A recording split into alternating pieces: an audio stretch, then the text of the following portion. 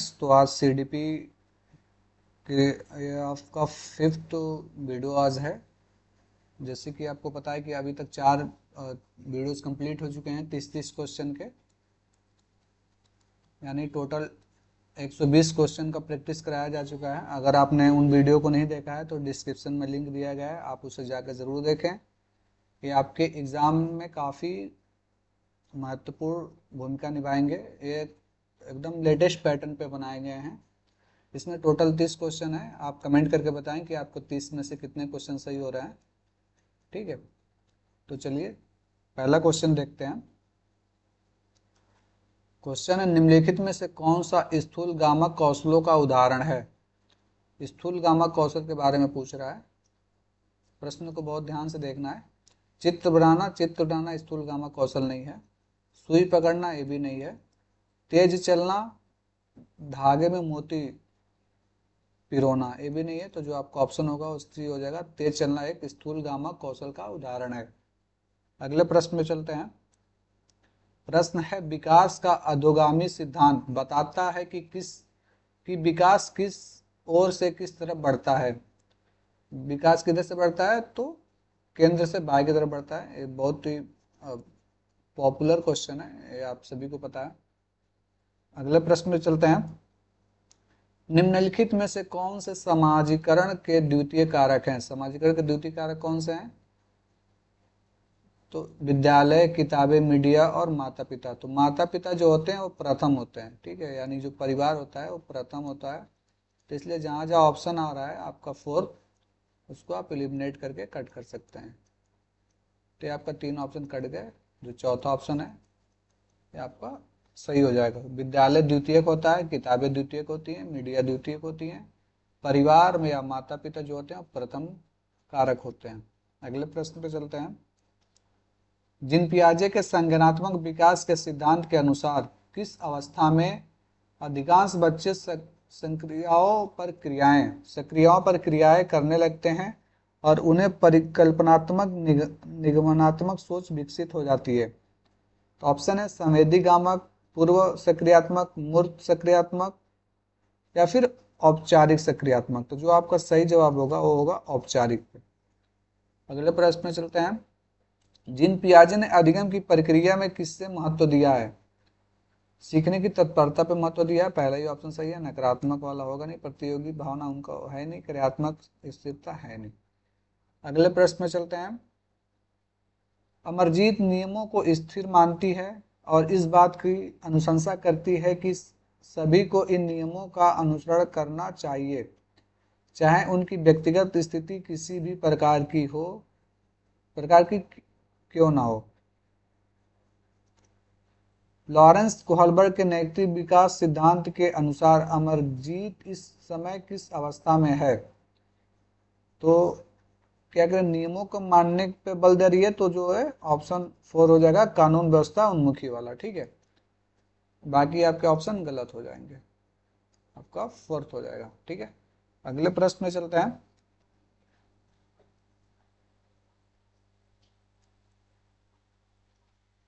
प्रश्न है, कक्षा में समूह कार्य के दौरान रमेश ने देखा कि उनके विद्यार्थी दिए गए प्रश्न का हल ढूंढने में जूझ रहे हैं। विद्यार्थियों को सहयोग देने के लिए रमेश को क्या करना चाहिए। ऑप्शन है, उन्हें पुस्तक से उत्तर नकल करके लिखने को कहना चाहिए, बिल्कुल गलत जवाब है। एक प्रदत्त कार्य को छोड़कर अगले कार्य को करने के लिए कहना चाहिए, नहीं, कार्य को छोड़कर अगले कार्य को नहीं करना है, ये भी आपका गलत जवाब हो जाएगा। प्रश्न से संबंधित संकेत देने चाहिए, ये हो सकता है। अस्पष्ट निर्देश द्वारा प्रश्न को जटिल बना देना चाहिए, तो बिल्कुल गलत जवाब हो जाएगा। तो जो आपका ऑप्शन नंबर 3 है वो सही हो जाएगा। प्रश्न को आपको इत्मीनान से पढ़ना है, ध्यान से पढ़ना है, और फिर आपको ऑप्शन को एलिमिनेट करके आपको सही जवाब तक पहुंच जाना है। अगला प्रश्न है, विद्यार्थियों के संज्ञानात्मक विकास के संवर्धन के लिए लेव अगस्ती ने किस कार्यान्वयन की अनुशंसा की है। ऑप्शन है, सामाजिक पृथक्करण की, ये नहीं है। लेवाइस्की ने सांस्कृतिक उपकरणों के प्रयोग पर ध्यान दिया। ठीक है, सांस्कृतिक उपकरणों का प्रयोग, कंठस्थीकरण यानी रोट मेमोराइजेशन पे उन्होंने ध्यान नहीं दिया है। ठीक है, चौथा आपका होगा नहीं। जो आपका सही जवाब है वो सेकंड हो जाएगा। ठीक है, अगला प्रश्न है, प्रगतिशील शिक्षा शिक्षण अधिगम प्रक्रिया के केंद्र में किसे स्थान देती है? ऑप्शन है विद्यार्थी, अभिभावक, अध्यापक, परीक्षाएं। तो प्रगतिशील शिक्षा शिक्षण अधिगम प्रक्रिया किस पे ध्यान देती है? तो विद्यार्थी पर ध्यान देती है। ठीक है, यानी चाइल्ड सेंटर्ड एजुकेशन। अगला प्रश्न है, अहमद मनोपचारक या परामर्शदाता बनना चाहता है। हार्वर्ड गार्डन के बहुविध बुद्धि सिद्धांत के अनुसार उनकी अध्यापिका को उसकी किस उपलब्धि के संवर्धन के अवसर देने चाहिए? स्थानिक, प्राकृतिक, संज्ञात्मक या अंतर्वैयक्तिक? यह संगीत से संबंधित है, हुआ नहीं, तो अंतर्वैयक्तिक जो होगा वो सही जवाब हो जाएगा। अगला प्रश्न है, सहयोगात्मक अधिगम का कार्यान्वयन करते समय अध्यापक को क्या करना चाहिए? ऑप्शन है, एक समान योजना आधारित समूहों का निर्माण करना चाहिए, या फिर विद्यार्थियों को केवल निर्धारित प्रक्रिया का अनुसरण करने का निर्देश देना चाहिए। आपका ऑप्शन गलत हो जाएगा। चर्चाओं और वाद विवाद के प्रयोग को प्रतिबंधित करना नहीं है। विविध शिक्षार्थियों के समूह बनाना, ये आपका ऑप्शन बिल्कुल सही हो जाएगा। एक समान योग्यता आधारित समूह नहीं बनाया जाता है, हमेशा मिक्स बनाया जाता है। ठीक है, अगला प्रश्न है, कक्षा में क्रिकेट पर हो रही चर्चा में एक अध्यापक लड़कियों की अपेक्षा लड़कों को अधिक अवसर दे रहा है, ऐसा करके वह क्या कर रहा है? ऑप्शन है, रूढ़िबद्ध चुनौतियों को कम कर रहा है, कम नहीं कर रहा है। जेंडर पूर्वाग्रहों का पालन कर रहा है, बिल्कुल सही जवाब है। जेंडर समानता का अनुसार असमानता कर रहा है वो। अगला ऑप्शन है, जेंडर रूढ़िवादिता धारणाओं को तोड़ नहीं रहा है वो, उसका पालन कर रहा है। अगला प्रश्न है,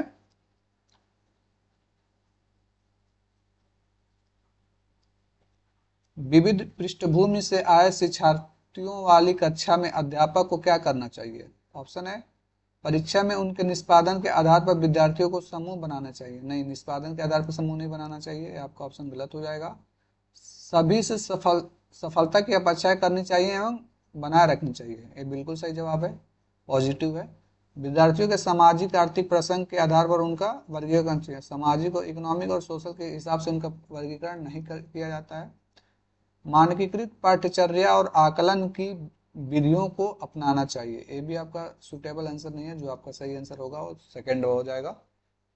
अगले प्रश्न में चलते हैं, रचनात्मक आकलन कब किया जाता है? केवल सत्र के प्रारंभ में? केवल सत्र के प्रारंभ में नहीं किया जाता है।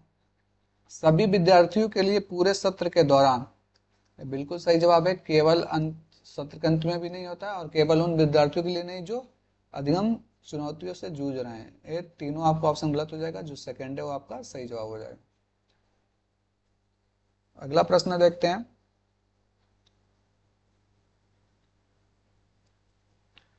निम्नलिखित में से कौन सा प्रश्न विद्यार्थियों में समालोचनात्मक चिंतन को समुन्नत करेगा? ऑप्शन है, श्रीलंका का राजधानी कौन सी है? भारत में अध्यापक दिवस कब मनाया जाता है? एशिया में सबसे बड़ा शहर कौन सा है? आप अपने शहर में पानी की कमी की समस्या किस प्रकार सुलझाएंगे? यह बच्चों के समालोचना चिंतन को बढ़ावा देगा। ठीक है, ऑप्शन, नेक्स्ट प्रश्न है,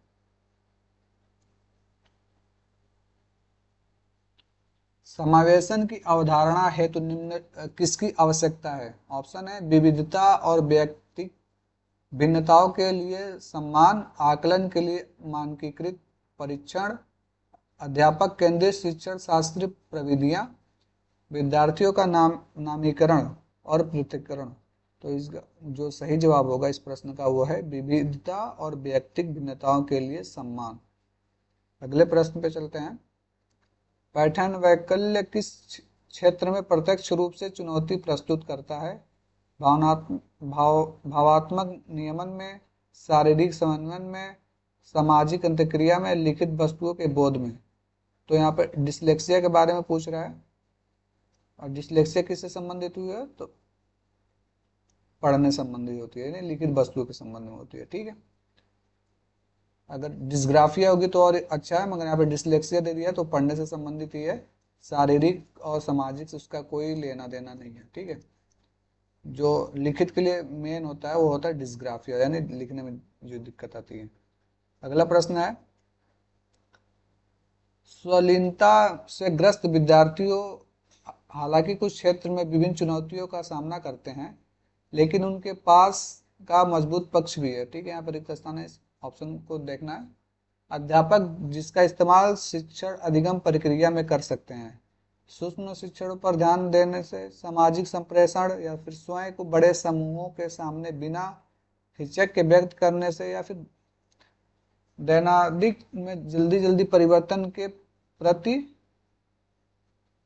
सरलता पूर्वक सामंजस्य। तो इसका जो सही जवाब होगा होगा सूक्ष्म विवरणों पर ध्यान दे करके। अगला प्रश्न है,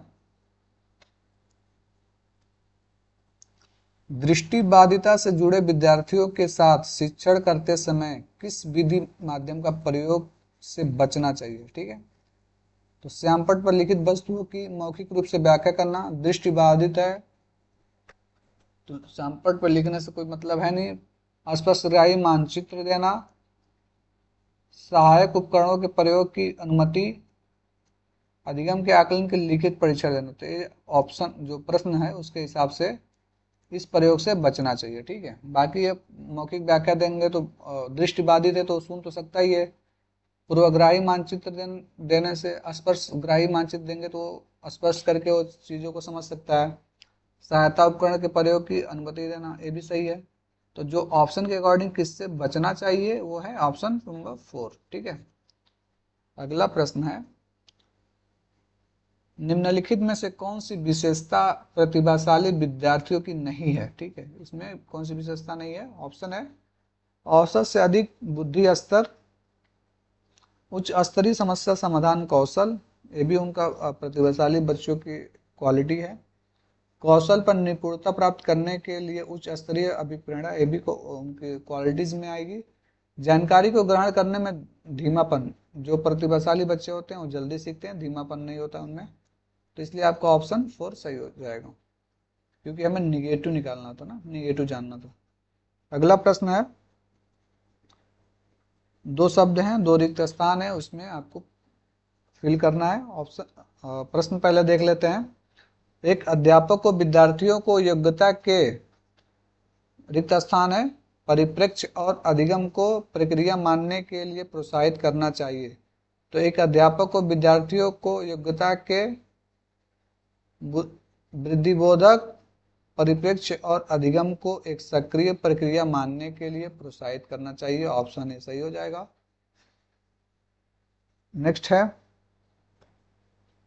यदि गतिविधि को महत्व नहीं दिया जा रहा है तो विद्यार्थी द्वारा किसका अनुभव करने की संभावना है। ऑप्शन है, जिज्ञासा, उत्साह, आनंद, बोरियत। तो विद्यार्थी द्वारा किसका अनुभव करने की संभावना है, अगर वो महत्व नहीं दे रहा है तो यानी वो बोर हो रहा है। ठीक है, ऑप्शन 4 सही हो जाएगा आपका। अगला प्रश्न है, स्कूल अध्यापिका ऋचा अपने विद्यार्थियों में अवधारणात्मक समझ को समुन्नत करना चाहती है, इसके लिए उसे क्या करना चाहिए। ऑप्शन है, विद्यार्थियों को प्रश्नों का समाधान निर्धारित रूप से करने के लिए कहना चाहिए, प्रक्रियात्मक ज्ञान और अधिक संज्ञानात्मक कौशलों पर ध्यान देना चाहिए, विषय वस्तु के कंठस्थ स्मरण पर बल देना चाहिए, विद्यार्थियों को उप अवधारणाओं में संबद्धता स्थापित करने के लिए निरुत्साहित करना चाहिए। तो जिसका ऑप्शन है सेकेंड वो आपका सही हो जाएगा। अगला प्रश्न है, निम्नलिखित में से कौन सी सामाजिक रचनावादी कक्षा की विशेषता है। ऑप्शन है, अध्यापक द्वारा विद्यार्थियों में प्रतियोगिता उन्मुखी दृष्टिकोण का विकास करना, अन्वेषण संबंधी अधिगम लिए अनुकूलित परिवेश, कंठस्थीकरण पर केंद्रित शिक्षा शास्त्री प्रविधियां, ये तो मेमोराइजेशन पर बिल्कुल ध्यान नहीं देना, गलत हो जाएगा। मानकीकृत पाठ्यचर्या जो सांस्कृतिक भिन्नताओं पर का ध्यान न रखती हो, ये भी गलत हो जाएगा। अध्यापक द्वारा विद्यार्थियों में प्रतियोगी उन्मुखी दृष्टिकोण का विकास, प्रतियोगिता से संबंधित, यह भी गलत हो जाएगा। तो जो आपका ऑप्शन बच रहा है वो तीसरा सेकंड सही हो जाएगा। अगला प्रश्न है, विद्यार्थी कक्षा में अधिगम की प्रक्रिया में अधिक सक्रिय और सहभागी बना महसूस करते हैं। यदि कक्षा का परिवेश समुन्नत करता है। ऑप्शन है अवधारणाओं के बारे में जिज्ञासा, अपने विचारों पर विमर्श चिंतन, अध्यापक का निष्क्रिय अनुकरण, ज्ञान का मात्र पुनरुत्पादन। तो इसका जो सही जवाब है वो ए है, पहला यानी और दूसरा। ठीक है, अगले प्रश्न में चलते हैं। विद्यार्थी के अधिगम को सहज सुगम बनाने के लिए अध्यापक को किस प्रकार की गतिविधियों का संचालन करना चाहिए? ऑप्शन है जो उनके प्रतिदिन के जीवन के लिए प्रासंगिक हो, बिल्कुल सही जवाब है। जो यांत्रिक हो और उसमें निष्क्रिय श्रवण शामिल हो, निष्क्रिय श्रवण शामिल है, गलत हो जाएगा। जो संदर्भ से हटकर हो, ये भी निगेटिव है। जो जटिल से सरल की ओर आगे बढ़ने हुए क्रम में प्रस्तुत, जटिल से सरल की तरफ नहीं होता, सरल से जटिल की तरफ होता है। ठीक है, पहले चीजें सरल सिखाई जाती हैं, फिर बच्चे को जटिल। अगले प्रश्न में चलते हैं। विद्यार्थियों में समालोचनात्मक चिंतन का विकास किस प्रकार सहज सुगम किया जा सकता है? ऑप्शन है विविध संदर्भों में अधिगम के अनुप्रयोग द्वारा। ऑप्शन 2 है समझ के स्थान पर कार्य को शीघ्र अतिशीघ्र पूरा करने के लिए प्रतियोगिता करवाकर। ऑप्शन 3 है अध्यापक द्वारा किस दिए गए व्याख्यान को केवल सारांशीकरण करके। डी है विषय वस्तु का कंठस्थीकरण और अध्यापक का निष्क्रिय अनुसरण करके। तो यहाँ पे देखिए निगेटिव शब्द हो गया, यहाँ पे केवल निगेटिव शब्द हो गया, यहाँ पे देखिए निगेटिव शब्द आ गया। तो इसलिए अब निगेटिव शब्द को विशेष ध्यान देंगे तो आपका ऑप्शन इजीली सॉल्व हो जाएगा। ठीक है, निगेटिव वर्ड्स के लिए एक आपको क्लास दी जाएगी, तो इसलिए आप मेरे चैनल से जुड़े रहें। जब भी आपको बहुत जल्दी वीडियो आएगी निगेटिव वर्ड्स पे, अगर आप कुछ इंपॉर्टेंट निगेटिव वर्ड्स हैं जिन्हें आप ध्यान रखते हैं तो आपका 5 से 10 क्वेश्चन आपका इजीली, जितने भी आप नंबर स्कोर कर रहे हैं उसमें प्लस हो जाएगा। ठीक है, इससे ज़्यादा भी हो सकते हैं। अगला प्रश्न देखते हैं। अधिगम की गति पूरी तरह व्यक्तिगत कारकों पर निर्भर है, पूरी तरह वातावरणीय कारकों पर निर्भर है। नहीं, पूरी तरह व्यक्तिगत कारकों पर निर्भर नहीं है, अभी गलत हो जाएगा। वातावरणीय कारकों पर पूरी तरह निर्भर नहीं है, अभी गलत हो जाएगा। व्यक्तिगत और वातावरणीय कारकों दोनों से स्वतंत्र है, दोनों से स्वतंत्र नहीं है, ये भी गलत हो जाएगा। ऑप्शन है व्यक्तिगत और वातावरणीय कारकों की पारस्परिक क्रिया पर निर्भर है, ये आपका बिल्कुल सही जवाब हो जाएगा। अगला प्रश्न है विद्यार्थियों की वैकल्पिक अवधारणाएं। ऑप्शन है ए की अनदेखी करके निरुत्साहित की जानी चाहिए, तो बिल्कुल निरुत्साहित नहीं करना चाहिए। उनके अनुभव से संबंधित नहीं है, ये भी गलत जवाब है। हमेशा अत्यंत गलत होती है और तर्कहीन चिंतन प्रक्रिया को दर्शाती है, भी गलत है। अर्थ निर्माण की प्रक्रिया में गढ़ी गई सहज संरचनाओं को दर्शाती है, आपका ऑप्शन सही हो जाएगा। आज का अंतिम प्रश्न है, आप कमेंट करके जरूर बताएंगे कि आपने कितना सही किया है। चूंकि ये मेगा प्रैक्टिस है इसलिए इसको ज़्यादा एक्सप्लेनेशन नहीं दिया जा रहा है। अगर आपको एक्सप्लेनेशन से रिलेटेड वीडियो चाहिए तो आप कमेंट करके बताएं, थ्योरी की क्लासेस चलाई जाएंगी। ठीक है, ये सिर्फ प्रैक्टिस पर्पज से बनाई गई है वीडियो, तो इसलिए आप इसमें जो सही आंसर है सिर्फ उसी को बताया जा रहा है। अगर आपको थ्योरी की क्लासेस चाहिए तो आप उसे कमेंट करके बताएं, थ्योरी की क्लासेस आपको प्रोवाइड कराई जाएंगी। अगर आप और इसकी PDF चाहिए तो आप मेरे टेलीग्राम चैनल से जुड़ सकते हैं। टेलीग्राम पे जाके परीक्षा नामा आप टाइप करेंगे तो आपको मेरे लोगों के साथ चैनल दिख जाएगा, आप उसे ज्वाइन कर लें, कमेंट करें, आपको वहाँ पे PDF मिल जाएगी। अंतिम प्रश्न है आज का, किसी भी अवधारणा का शिक्षण करते समय किस बात से बचना चाहिए? ऑप्शन है अवधारणाओं के विभिन्न पहलुओं के मध्य संबद्धता स्थापित करना, कारक प्रभाव संबंधों को रेखांकित करना, अवधारणाओं को गैर उदाहरणों के साथ प्रस्तुत करना, या फिर संप्रत्ययों की विषय वस्तु को जानकारियों के असंबंधित खंडों के रूप में प्रस्तुत करना। था जो ये ऑप्शन 4 है वो सही हो जाएगा। तो आप कमेंट करके आप बताएं कि आपने 30 में से कितने क्वेश्चन सही किए हैं। ठीक है, मिलते हैं अगले वीडियो में। धन्यवाद।